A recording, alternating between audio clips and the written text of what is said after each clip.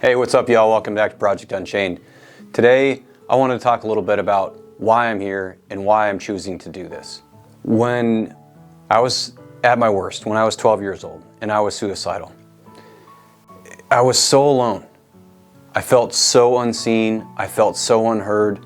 All the times that I tried to speak out about what was bothering me, I got a lot of the sticks and stones may break your bones, but words may never hurt you. But they did hurt me. And they were causing me a lot of pain. And so when I would express that caused me pain, and I got told that, I didn't feel seen or heard. And the hard part about any mental hardship, it's not something that anybody can see.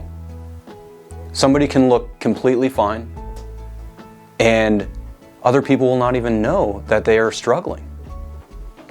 I think about it from my experiences, because that's the easiest for me to relate to it. When I was 12 years old, I was suicidal. I didn't tell a single person about that until I was 19. 7 years after the fact was the first time that I finally told somebody about it. And then it wasn't until age 28 when I started to go through this healing journey that I started to open up about it again to other people. That's 9 years later. And then it took another, about 8 years or so before I started the Project Unchained podcast, before I ever told my parents. That's over 20 years of silence before I told my parents. I finally had to realize that I needed to tell them, if I'm going to do this project, if I'm going to do Project Unchained, I need to have the conversation with them specifically and have a real conversation with them about it. That was tough. It was really tough. But what motivated me to do this was the realization that my silence just perpetuates this problem in the world. We need to have space to have these conversations, these uncomfortable and hard conversations. We need to break down the stigma around mental health, and we need to have real, honest, vulnerable conversations. And I believe that they need to come from survivors, like people that were suicidal and made it out the other side, people that had a lot of anxiety and made it out the other side and are no longer anxious, people that have had OCD and make it out the other side and are free of those mental torments. As powerful as content and conversation and knowledge can be from doctors and therapists and things like that, we need to step forward as survivors and have conversations. One of the reasons why is it's scary to think that suicide is a choice. It's scary to me to think that that's where I was at one point in time in my life. And it's scary for me to think that other people are there, that there's such a pain and hurt and sorrow inside them that they want to choose to stop their life. I think about it how in that moment when I thought about making that choice, I wanted it to stop. I wanted that obsessant negative self-talk and that pain in my soul to stop. And I didn't know any other way forward. And again, fortunately for me, I found sports, and that gave me a bit of a break. It gave me a bit of a reprieve from some of that torment. And now, sports isn't always a sustainable way to do that for a lot of people, for myself, for many others. And so one of the things that I want to bring to the table today is a more sustainable way to help shift away from that. We need to learn to develop an attitude of gratitude. That gratitude creates that break.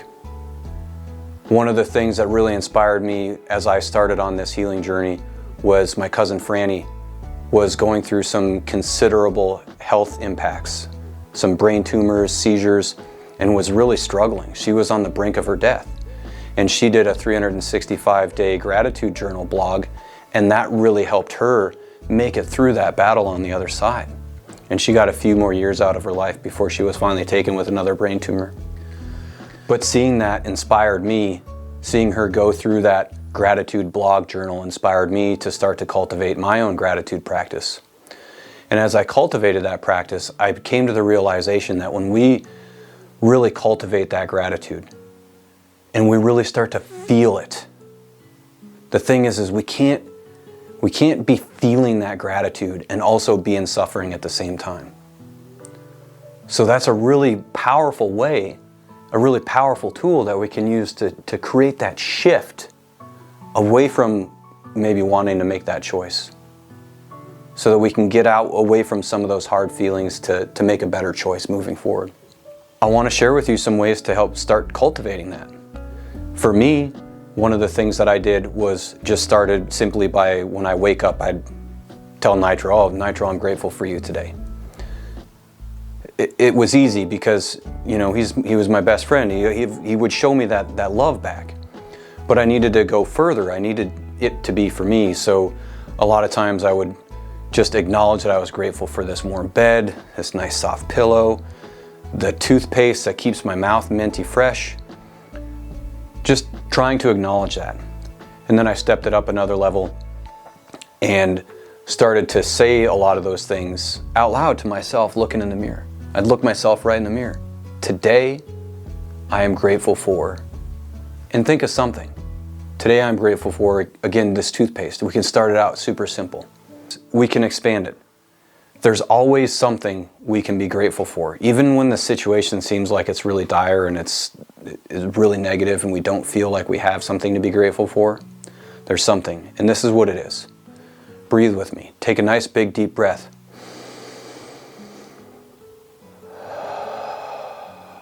Feel that air expanding and filling your lungs.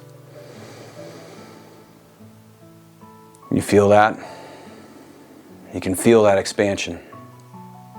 That's life. You can feel that life, and we can feel the gratitude for that. I am grateful for that breath that pumps life into my body. I'm grateful for this beating heart in my chest that pumps life through my body. I can walk outside. I'm grateful for the sun.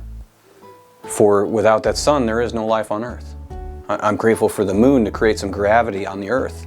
Without that, we float off into space. There's always something there. We just need to have a greater awareness around it. Bring more awareness to those things on a regular basis. And that can shift our attitude towards an attitude of gratitude. That keeps us from going down that negative pitfall road. It can be really powerful. Practice that.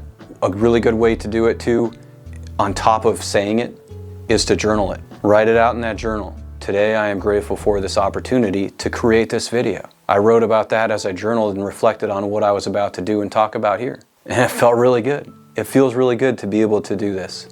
And I'm grateful for this opportunity. Bring that, cultivate that, bring it another level as you get used to it, to express that gratitude and appreciation for other people. That makes it really powerful too, because then we start to make it more communal. And as we create gratitude for ourselves and gratitude for our community, we bring more people in together. And another reason why I do this is because that's part of it, is creating that community.